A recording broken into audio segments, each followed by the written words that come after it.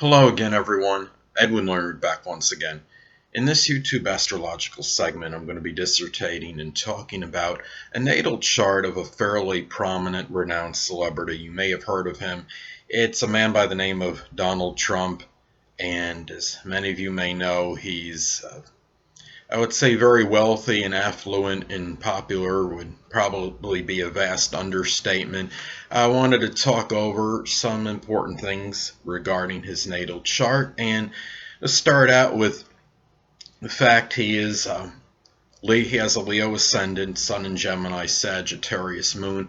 Well, his Leo ascendant, I mean, he's so typical of that, it's not even funny. He's obviously very gregarious, very outgoing and extroverted, is not afraid to speak his mind, shows a lot of courage and fortitude, I believe.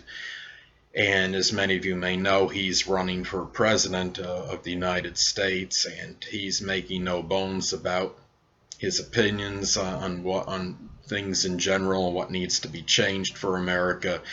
And having the Sun in Gemini, I mean, obviously he could be very loquacious and talkative, and I think we see a lot of this talking with Gemini combining with this Leo extroversion, and a lot of talking, I would say, about himself and talking about his positive attributes. And I think a lot of this is connected with the Gemini and Leo merging together. Now, his moon in Sagittarius is obviously one that can be very blunt and outspoken. His emotional needs might be connected strongly with the outdoors, the adventure, being adventurous, higher learning, just being that perpetual learner, constantly speaking his mind about his viewpoints, about his philosophies.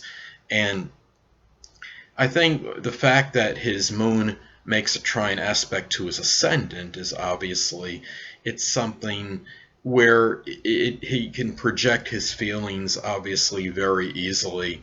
And having this making a good aspect, despite the fact he's very outspoken, maybe for this reason it comes across very well as far as to the public and what is projected strongly out to others. Now, another thing in his chart, he has the majority of his planets on the top half of his charts above the horizon, which of course is going to support the gregariousness and the extroversion and being outgoing, being more extroverted than introverted, more optimistic as opposed to being pessimistic, and more objective as opposed to being subjective.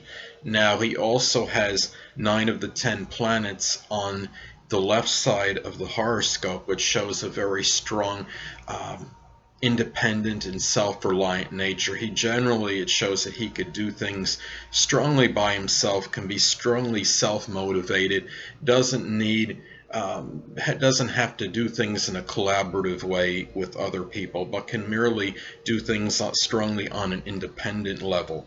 Now, another thing I notice is when I look at his chart, he has majority of his planets in the 4th quadrant, which is houses 10, 11, and 12. And when I see this, this supports a nature that could be very humanitarian, doing things for the collective good of others, for a more of a global, maybe worldly type impact, helping, being very charitable. And it's more about, for maybe, even though the chart may suggest that he's not always about doing things with others, he could be strongly doing things for the good for other people and things for humanity. And another thing, when I look at his chart, he also has the 3rd quadrant empty, and the 3rd quadrant consists of houses 7, 8, and 9. And this shows that the relationship sector of his life, it may not figure as prominently for him as it can maybe for the average person, and it could show that he might be maybe, as far as transforming through relationships and through a philosophy, those things just generally aren't there strongly with him. The ninth house is connected with higher education and religion, and I'm not saying that he doesn't value this at all, but it might not be as accentuated as it is with other people. But he also has the moon in Sagittarius, so he can be a natural philosopher, and I think that can modify strongly the fact that he doesn't have any planets in the ninth house. Now, another thing is he has the majority of his, I could say, major influences, which I consider the 10 planets and the MC and the ascendant, are in cardinal signs, which tells me that he's strongly about initiative and enterprise, could be rather impatient, may start a lot of projects at once simultaneously, but he may not finish every single one, but due to the impatience connected with this. Now, he has the majority of his major influences in air and fire signs. So air obviously could be very communicative, very sociable, strong intellectual ability, and having 4 in fire as well can also show a lot of exuberance, a lot of enthusiasm, a lot of passion, and in putting a lot of energy just in general into things, and also have a very outspoken and forthright nature. Now, as far as his chart signature goes, what I'm looking at is it came to a tie between Libra and Aries because, as I stated before, he has the majority of his, as far as the qualities go, in cardinal signs, but he also has 4 planets in air and 4 planets, or major influences, I should say, in fire. But the ones that are in air were 3 outer planets and just one personal, the Sun in Gemini. Now, as far as the fire goes, he has the ascendant, Mars, and the moon in fire signs. So that's the ascendant and 2 personal planets and just 1 outer planet. So I gave the tiebreaker to the fire. So cardinal fire equals final signature Aries. Now, Aries is a sign that could be very assertive and aggressive and outspoken, and the chart or final signature is supposed to give like an overall flavor or tone to the chart, but I don't think it supersedes the influence of the sun, moon, or ascendant, but that is just my opinion on that.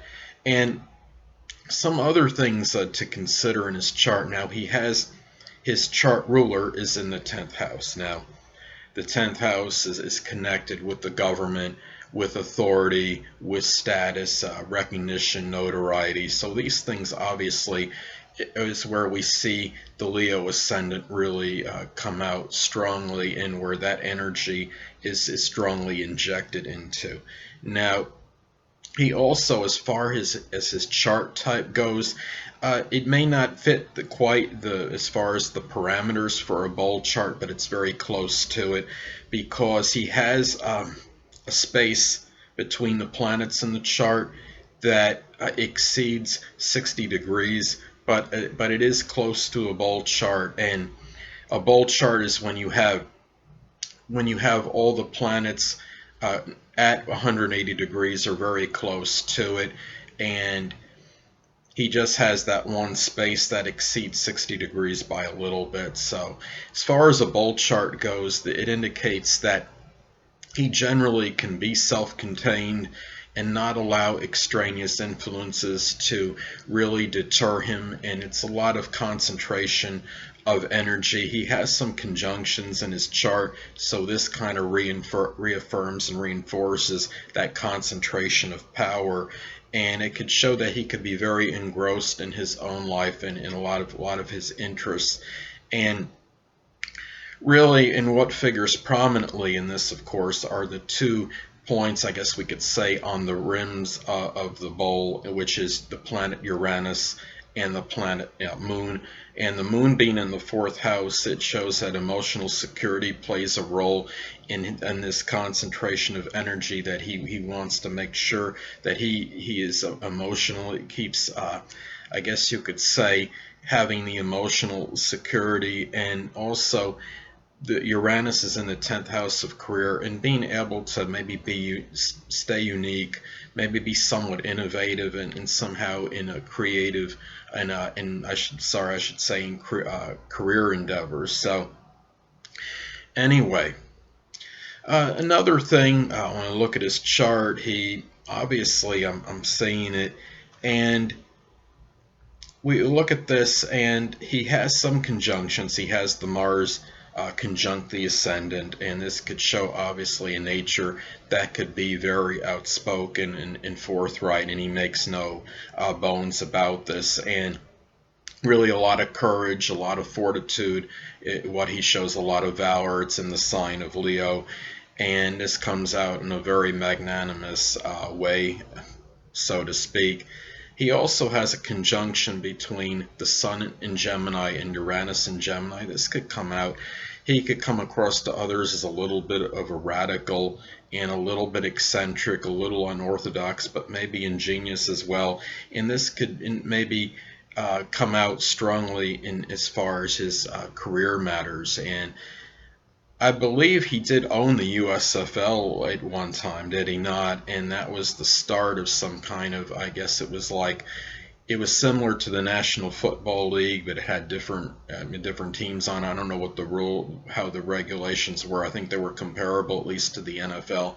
So anyway, some things I want to look at as far as his chart goes is that he also has the 11th and 5th house intercepted, which could show sometimes problems with the 11th house as friends, aspirations, organizations, and the 5th house is the romance and the creative endeavors and fun and enjoyment. And it could show an imbalance. It could show sometimes that maybe he may overemphasize or accentuate maybe the goals, the aspirations, the things that are connected with the objectives, the organizations and friendships, and maybe leave that creative, that fun enjoyment side void, and sometimes it can go the other way. He has 3 planets that are intercepted in his 11th house in Cancer, and maybe this shows why that maybe we don't that sympathetic and feeling side of him could be often strongly suppressed, and we don't really always see it. But the fact that even though they're intercepted, they're still there. He still has 3 planets that are in the zodiac sign Cancer. So this kind of shows me that he shows a little bit more empathy than he has more empathy and compassion than he actually shows other people. Now, I thought it was interesting. I looked at some of the transits he has, and especially right now he's got 4 planets in Leo transiting his 12th house. So this could be something where he does a lot as far as things we could say connected with talking about charity, those less fortunate, the oppressed, the impoverished, the homeless. He may do a lot of as far as like boasting about how he's going to maybe help those people, or maybe he's talked about how much money maybe he's given to these kind of things, and how he showed a certain extravagance with this. But these planets are closing in on his first house, and people, if he hasn't talked about himself enough now, just wait till these planets enter his first house, and these planets are actually going to enter his first house very soon. A couple other things I wanted to get at was he has Taurus 24 degrees on his 10th house cusp. Now, many of you may know the fixed star Algol is 26 degrees Taurus, so it's not that far from it.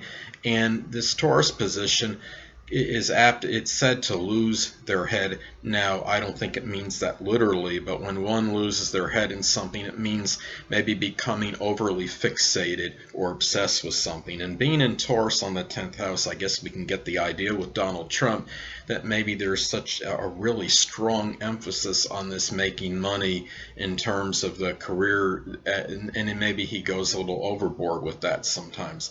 Now, he also has his ascendant at 29 degrees Leo. Well, I understand now apparently the the Regulus, that fixed star, has made a transition from Leo to Virgo, but at the time he was born, it was at 29 degrees Leo, I believe. So this could show somebody that may attain a position of power and prominence, but at the same time might hit a catastrophic downfall. And I believe he did one time. Didn't he either file for bankruptcy, or he was at a point where he had a lot less money than he had originally? So I think this might maybe played a role in that. Well, anyway, people, that'll conclude this YouTube astrological segment for the natal chart of Donald Trump.